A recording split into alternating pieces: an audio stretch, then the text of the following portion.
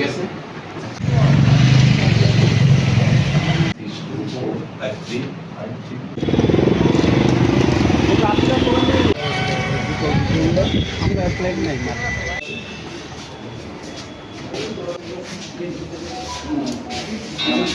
কাগজ থাকো যেটা ডেপুটেশন দিবা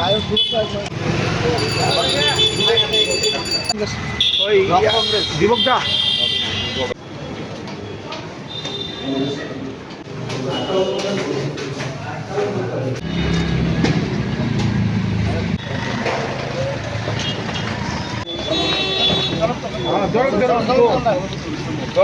আমরা বর্দোয়ালি ব্লক কংগ্রেসের উদ্যোগে ডিডাব্লিউএসএ এক্সিকিউটিভ ইঞ্জিনিয়ারের কাছে একটা ডেপুটেশনে মিলিত হব।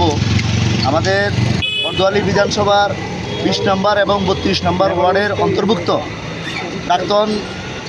প্রাক্তন মুখ্যমন্ত্রী সুধীররঞ্জন মজুমদারের বাড়ির রাস্তা থেকে সেন্ট্রাল রোড এক্সটেনশন পর্যন্ত এই এলাকাতে বিগত বর্ষার থেকে আজকে 15 দিন আগে যে বর্ষা হয়েছিল এর থেকে আজকে পর্যন্ত প্রায় 70 জন লোকের জন্ডিস রোগে ভুগছেন এবং তাদের এই ভোগার মেন কারণ যে রাস্তাতে যে ডিডাব্লিউএস পাইপ নতুন জলের পাইপ দিয়েছে, এই পাইপ প্রায় জায়গাতে ফুটো এবং জল নোংরা আছে, গন্ধযুক্ত জল।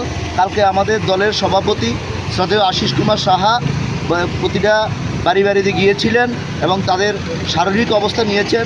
প্রায় 70 জনের উপরে আপাতত জন্ডিস রোগে ভুগছে এবং যেভাবে দেখা যাচ্ছে আগামী দিন একটা মহামারী রূপে পরিণত হতে পারে। তাই আজকে আমরা ডিডাব্লিউএসের এক্সিকিউটিভ ইঞ্জিনিয়ারের কাছে আসছি কীভাবে উনি এই পাইপগুলিকে সংস্কার করবেন এবং বিশুদ্ধ জলের ব্যবস্থা করবেন তা নিয়ে কথা বলব।